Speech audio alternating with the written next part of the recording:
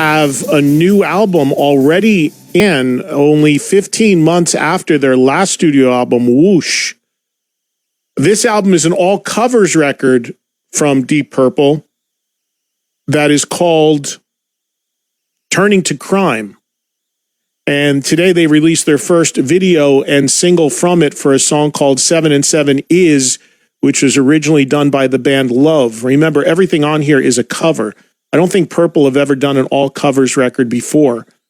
The album is released on November 26th, and there's also a documentary about the making of the record.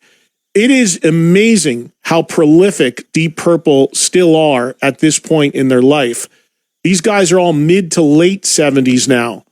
And the fact that, now this is another band that has toyed with retirement. Their last tour was called The Long Goodbye. I was on part of it when I toured through Mexico with those guys a few years ago. Incredible experience. Traveled with them. If you were a listener of this show at that time, you remember some of that stuff. And then, I could tell they were very conflicted among the band members as to who did or didn't want to continue. And I do know they love working with Bob Ezrin, who's produced their last few records and has done this new one. And when I interviewed Roger Glover, who lives in Switzerland, for the latest record here on Volume, he did tell me, I think on and off the air that day, that they were already thinking of another record. And they were really bummed about not being able to go out and tour in support of Whoosh. That's another band that's members are scattered all over the globe as far as where they live. They do not live all in the same country by a long shot.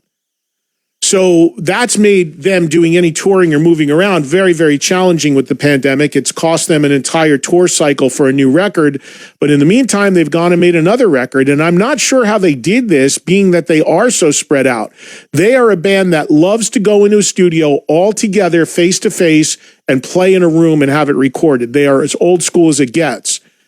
So I don't know if they were able to do that. The last couple records they made, they worked on in Nashville with Bob Ezrin. I got to think, given COVID and everybody spread out and given their age, this was probably done virtually in some way. But we'll learn more about it as we go. A first single released from it just now, a song called 7 and 7 Is. I said when I first announced this record last week, you got to wonder who Deep Purple are covering, considering they've been around so long. You'd have to probably go back to like Elvis and the Beatles for stuff that influenced them. So that's interesting that they're still at it. Also, another legendary artist who unfortunately is no longer with us, David Bowie, just announced that Bowie will celebrate 75 years of David Bowie, 2 limited time pop-up experiences beginning October 25th. This exhibit, if you will, is going to run in New York City on Worcester Street and in London on Haddon Street. And it's going to run starting October 25th. Let me read you more about this. For a very limited window beginning October 25th, 75 days before the anniversary, through late January 2022, the Bowie 75 locations will be up and running at 150 Worcester Street, steps away from Bowie's longtime downtown New York City neighborhood, and 14 Haddon Street, the London location where the cover of The Rise and Fall of Ziggy Stardust and the Spiders from Mars was shot. So Bowie lived in New York City and, of course, London, and that's the significance of these two places being used for this pop-up.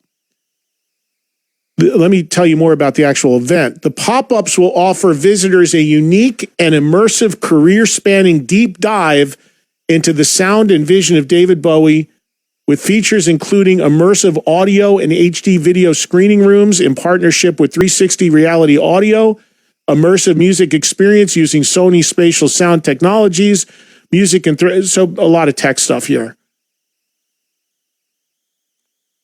Here's some important stuff. Fans will be able to hear and see Bowie content available for the first time in immersive audio exclusively in the Bowie 75 locations.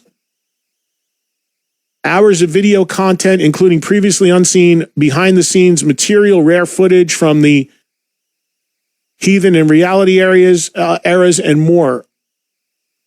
Limited edition releases, yada, yada, yada. Exclusive fine art, photos, galleries, documenting Bowie and his many changes.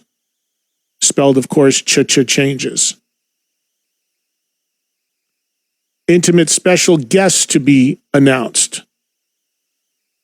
And fans can place themselves in iconic costumes and set pieces to create fun and shareable social media moments. Bowie75.com, the website to learn more about that. So we don't broadcast to London, but of course we broadcast to New York City. So if you're in that area and or coming to that area, starting around October 25th, you'll have a chance to check out what seems to be like a really cool celebration of the late, great David Bowie.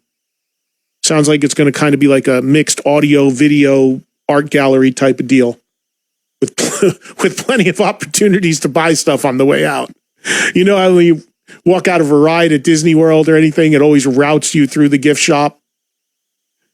Anybody that has kids knows that torture. Just by design. I took my kids to get